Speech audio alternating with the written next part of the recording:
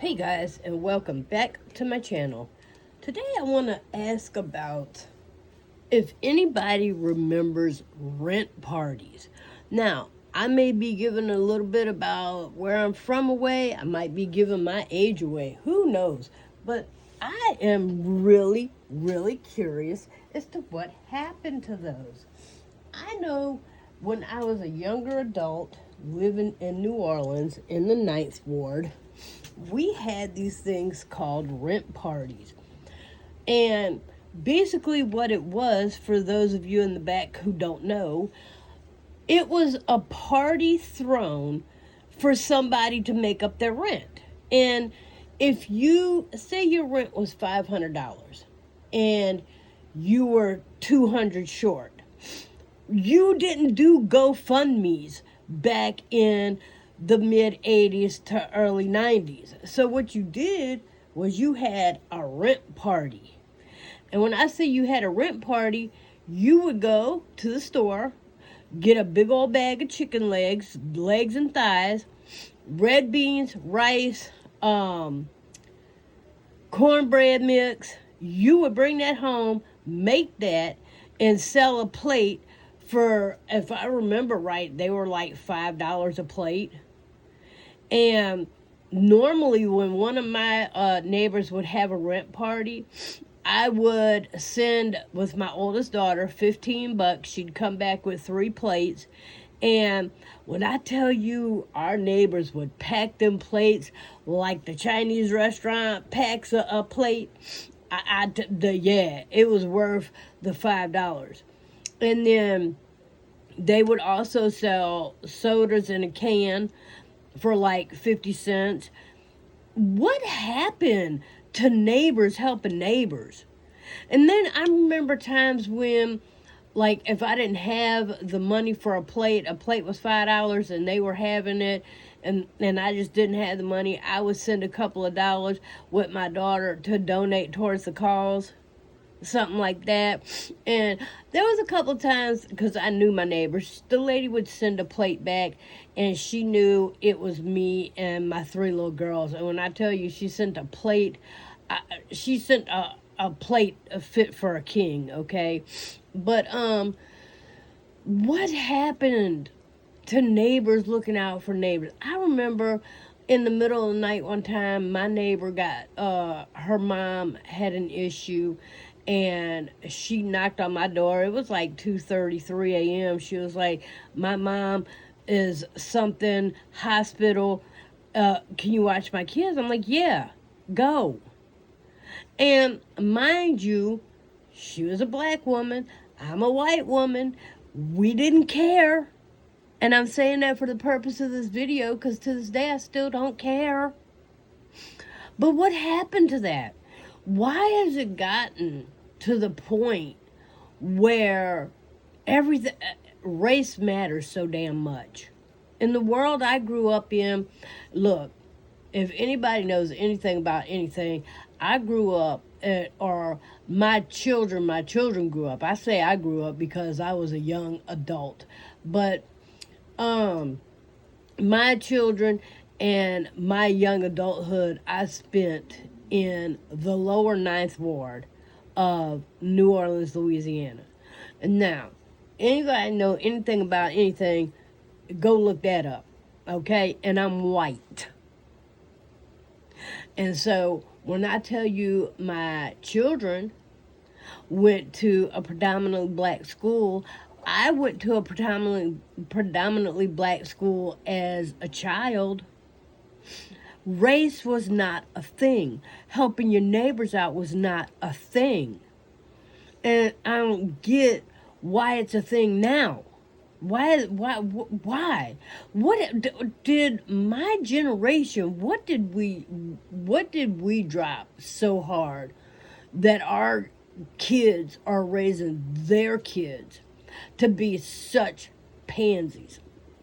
And I ain't gonna lie, look, I ain't talking about mine, because none of my children are gender confused.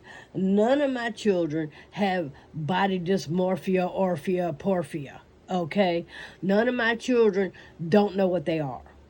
All of my children know that they are male or female. And they wasn't assigned it at birth. That's what the hell they are. And they ain't assist nothing. The only assist on society is people that can't help their neighbor. You want to talk about cisgender, this is the only cyst is you. The only cyst on the fabric of society is someone who's sucking out of it instead of putting into it.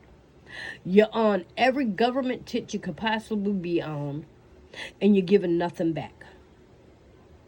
I don't know where these parties went. I don't know when help your neighbor became taboo or based on their race, or I don't know where it fell apart. I know when I moved from New Orleans to where I'm at now in Missouri, it wasn't a thing. It wasn't a thing. It wasn't a thing to not help people. And when I moved in to the Section 8 that I moved into back then, I moved in and I was the only white person in the little complex that I lived in. And then on the other side of the buildings was another white lady. But when I tell you the black lady in between me and her, my children adored this woman. And when I tell you this woman stepped up and became a grandmother to my children that my children did not have. My children were in public school at that time, my girls. Hey, puppers. My children were in public school at the time, and this lady, I'm not going to say her name for the sake of privacy, and she's deceased now, but she stepped up and did Grandparents' Day at the school with my children, and she just was a remarkable asset in my life and in my children's life. And again, if she needed something, I did everything I could do to be there for her. And if I needed something, she did everything within her power and then some, a lot of times, to do what she could for me. And she was amazing. And not once did it ever cross my mind, my kid's mind, or her mind that, oh, she's black and we're white. It was all about being human beings, and basically not only human beings, but we were both could relate to each other because we were both in the same pretty much setting. We're both I was a single person with my children living in a Section 8 complex, and she was a Section 8 female. Now her children were all grown, but she was still she was a single female living in a Section 8 complex, and she was by herself. And I was by myself, with my kids, but I didn't have another adult. And she saw the opportunity to not only be a friend, but to step up and be a grandparent to kids that didn't have one at the time. And when I tell you, she will, in my family, never be forgotten. And I know she was an asset and loved by her own biological family.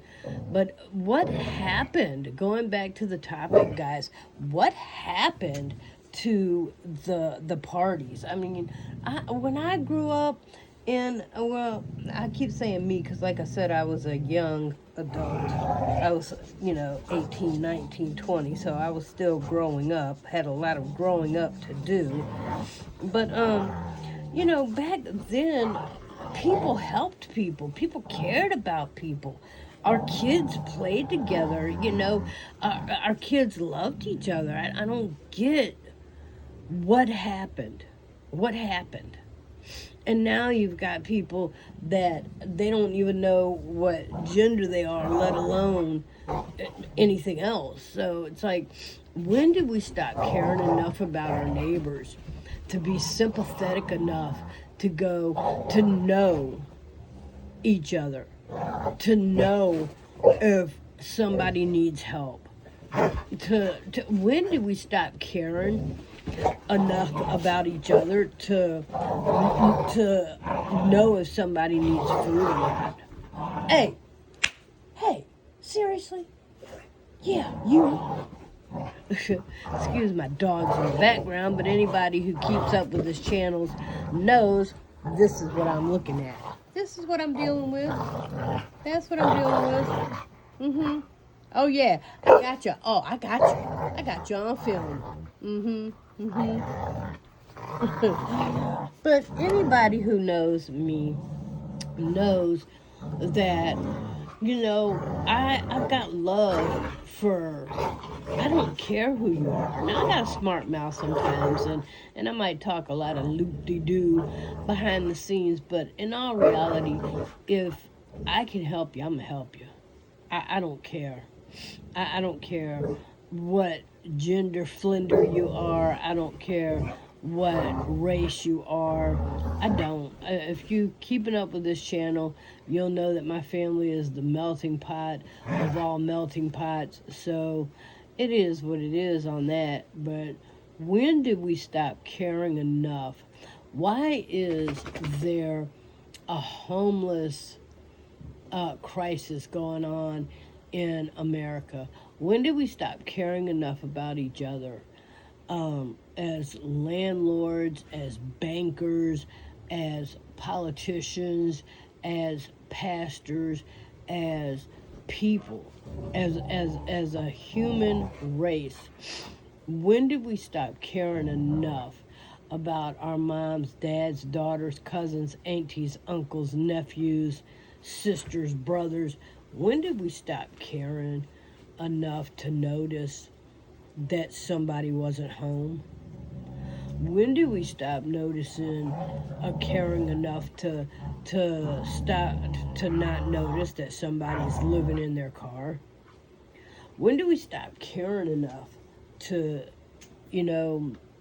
worry about who's got food and who don't? When did everything become a social media challenge? Like, I'm going to see how much I can steal today. I'm going to see how long, I can beat my kid before DFS shows up. I'm going to see, when did everything become for attention? Like, is there a generation of kids that are so neglected that this is their cry for help? Because I don't get it. I don't understand. I don't get I get the decline of some things. But I don't get the decline of teaching your kid to read. Why did we stop writing in cursive? Why did we stop learning to balance a checkbook? Why did we stop learning to deal with cash? Because, see, let me tell you something. When you deal with fake money, and you pay with fake money, and you borrow fake money, it becomes a real thing the moment you have to pay it back. And see, I'm saying fake money because you're using air money when you're buying stuff on credit.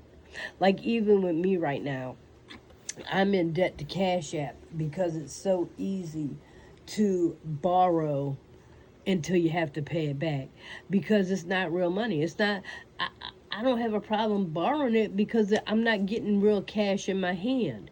So it kind of doesn't feel real at the time that you're getting it. It's like, and I believe it's set up like that by the credit card companies, because it's all like fake until you have to pay it back, to the point where a lot of society is falling into the homeless crisis, the hunger crisis. And it's like, I don't even know, like, I watch this stuff on YouTube, and maybe it's not as bad as they're making it seem. I don't know. And then I don't even watch the news because there's so much fake news media going. on with just the random crap of the day. But it's like, what in the world? What really, literally, like, what in the heck is going on with that make sense? Did you just? He literally just came over here, y'all. Now, this is my other one. If you don't know, most of y'all have met Miss Bay. This is Mr. Ruppy Doodles. He is such a sweetheart. He's not even a year old yet. But what is going on with our world, guys, that, nobody cares. Nobody cares about the next person. And like I will notice when some hello sweet boy, when somebody comes and parks in my neighborhood, I want to know if they're sleeping in their car. Not because I'm nosy, because hey, do you need something to eat? It's cold out there. It's cold out there right now. Sir, do you see me making a video? Do you see me making a video, sir? Do you see me? Do you see me making? I can't even get you in focus. There you are. And he is studly. He is a studly. But why do people not care enough to? It's not about being nosy. It's about making sure that the people around you are okay. Sir, we are not playing this. No, you are not going out. You just went out. I'm making a video, sir. Go that. Hold on. I'm going to spank that. I'm going to spank that Tushkin. Oh, look at that. You see that? That's Miss Bay, if y'all were wondering. She's the one that sleeps with me. He sleeps with his boys. So there are two of them. Oh, she knows I'm talking about her. But anyway, guys, saying all that to say this, I'm not trying to be nosy if somebody's out there sleeping in their car, like, oh, you're out there in your car. I want to know if you're in your car because it's cold out there. And I don't have blankets to give away, but I will find you a blanket. In here, I will find you a blanket somewhere.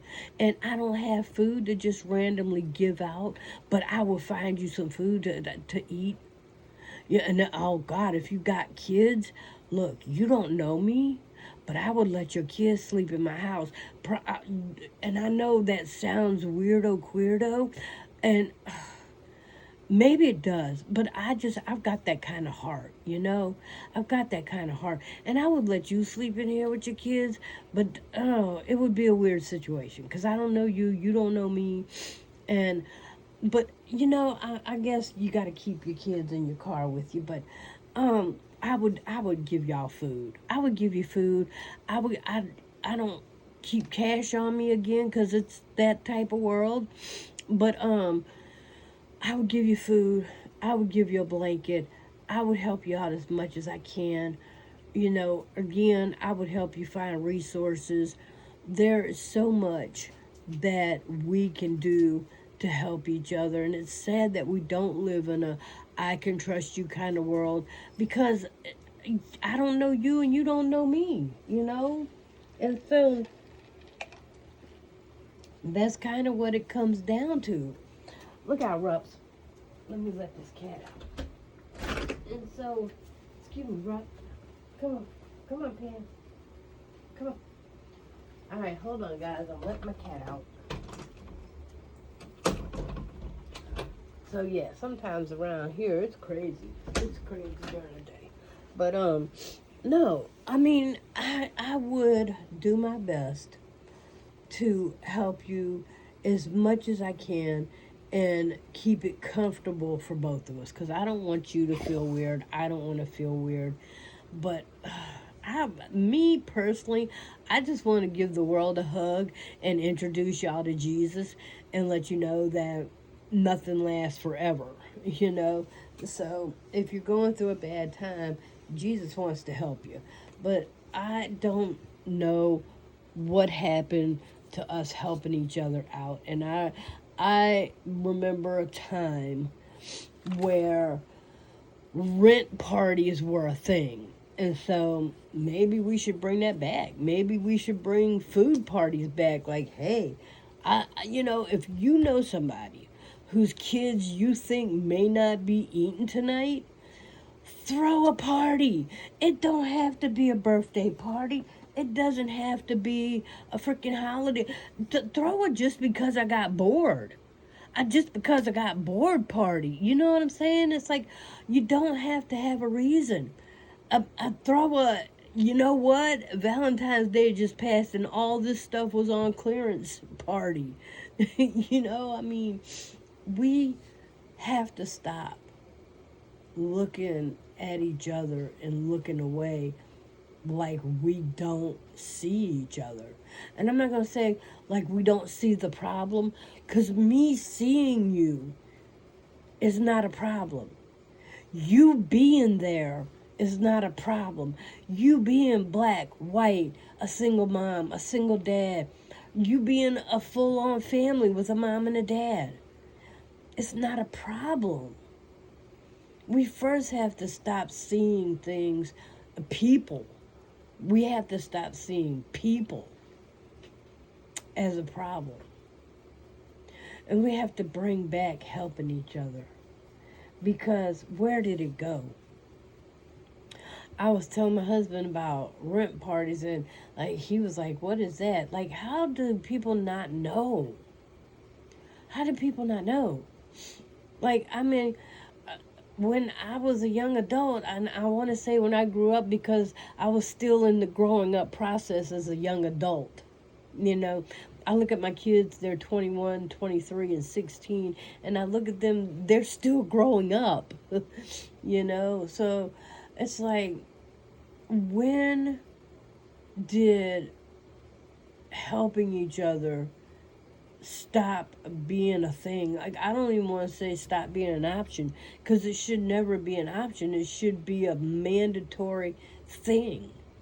When me and my son are sitting at McDonald's and the guy behind us, we know walking in that the guy sitting at the table behind where we want to sit, because we sit at the same place every time we go, we know going in we got to feed him, because he ain't eat today. You can just tell by the way he looks, by the ambiance, by the era around him, the aura around him, that he needs to eat. He's there to get some rest because it's safe, but he needs to eat too.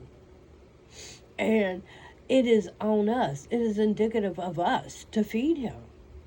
Not because he's there and we want to, but because he's there and we have to, because God said, for the least of what you do for them, you have done for me. Do for the least of them. Because whatever you make happen for someone else, God will make happen for you. It's not an option. It's When did it become an option? Somebody tell me in the comments. When did helping people become an option? Why is it okay? Why is it okay for the person on the other side of my house wall to be sleeping in a car with no blanket, no food? Why is that okay? Why do we look at that and see that family as a problem? When did rent parties die out? When did light bill parties die out? I remember when that was a thing too. If they wasn't having a rent party, they was having a light bill party, you know? And I ain't gonna lie, it wasn't an every month, every week thing. You know, we knew when somebody had a rent party, it was because they was down on their luck and they was a couple $100 short. Most of the time, people did not have a party to collect their entire rent. Okay, because in the 80s, rent was like $450, $500, and that was good money back then. So if you had a rent party, it was because you were $50 to $200 short on your rent. You had the bulk of it, but you needed some help. And the neighborhood, not just your family, not just the people you were begging. We wasn't getting on here making GoFundMe's. You know, the neighborhood came together and helped out and gave to one another. We handed each other's kids clothes down. I mean, we did the hand me down like you wouldn't believe. And kids didn't make fun of other kids because, oh, you wearing my clothes, I wore that last year. Kids didn't do that shit. We didn't allow our kids to do that shit. Because I tell you right now, my oldest, uh, I used to hand her clothes down to the lady behind me all the time. And then the lady on top of me, she would hand her clothes down to me all the time. Because I was I was one of those people. I was lucky enough I had an older child and a middle child and then a daughter. So if you had a girl, I could pretty much guarantee it was going to fit one of my children or they were going to grow into it soon. So I was, in that aspect, I was lucky because people were always giving me, as opposed to if you had an older and a younger, or if you just had the older or the younger. People pretty much brought their stuff to me and said, whatever don't, work for you, then hand it off. Because they knew that I was going to be able to use something, as opposed to if I brought my stuff to you and you've got one child, and 9 out of 10 my stuff's not going to fit the one child. So yeah, I was lucky in that aspect because I got the hand me downs pretty much from both sides. And then, I mean, and that's how it was. We and I loved it. I loved being in New Orleans. I loved being where I was. My girls walked to school with one of the teachers from the school, and she wasn't a teacher. She worked in the office, but I I it was an amazing time, and all of my neighbors were black. All of my neighbors were black. I I lived in a very predominantly black neighborhood. My daughters went to a predominantly black school. I went to a predominantly black school when I grew up in New Orleans. And by the time I had my first daughter, we were in the Ninth Ward. And I don't even know if the school is there now, but I went to Sophie B. Wright in New Orleans. And then my daughter, she ended up going to AP Turo. And so I don't even know if these schools exist anymore, but just to give you reference so you can go look it up because I don't have to lie about it.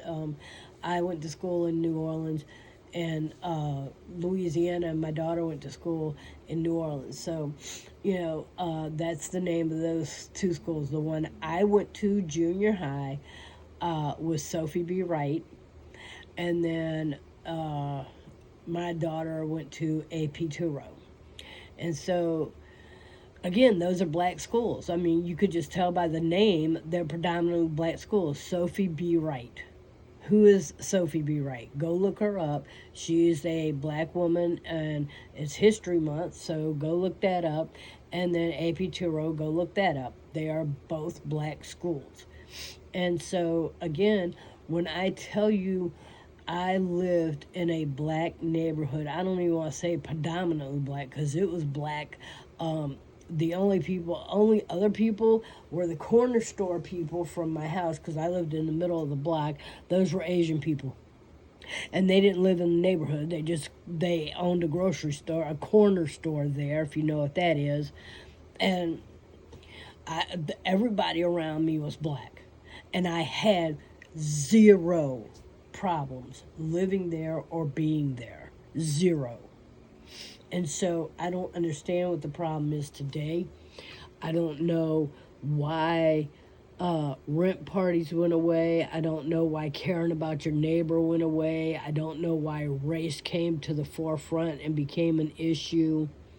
I don't understand.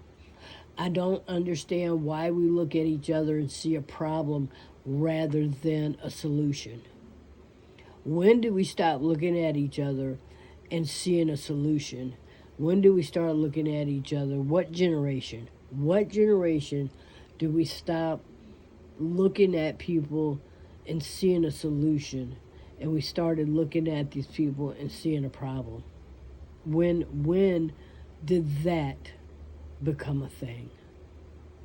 That's something to think about, you know. All right, I'm going to wrap this one up because I've hit half hour, and I probably want to do another one. But anyway, guys, that's something to think about for real. You know, think about when's the last rent party you went to? When's the last block party you went to? And I'm not talking about a party because somebody passed. When is the last time you went to a block party because you just wanted to hang out and meet your neighbors, be with your neighbors, and you know, hang out and have a good time? When? And when is the last time you went to a rent party? And if you don't know what it is, I explained it at the top of this video. And go find somebody from that was a teenager to young adult in the 90s, in the late 80s and early 90s, and they'll tell you what it was. So go find somebody who was about 17, 18, 19 in the 80s and 90s. All right, guys, I love you with the love of the Lord, and thanks for stopping by my channel. Feel free to come back. Feel free to subscribe. Feel free to give it a thumbs up. Feel free to comment. Feel free to share it with a friend. But above all else, feel free in the love of the Lord.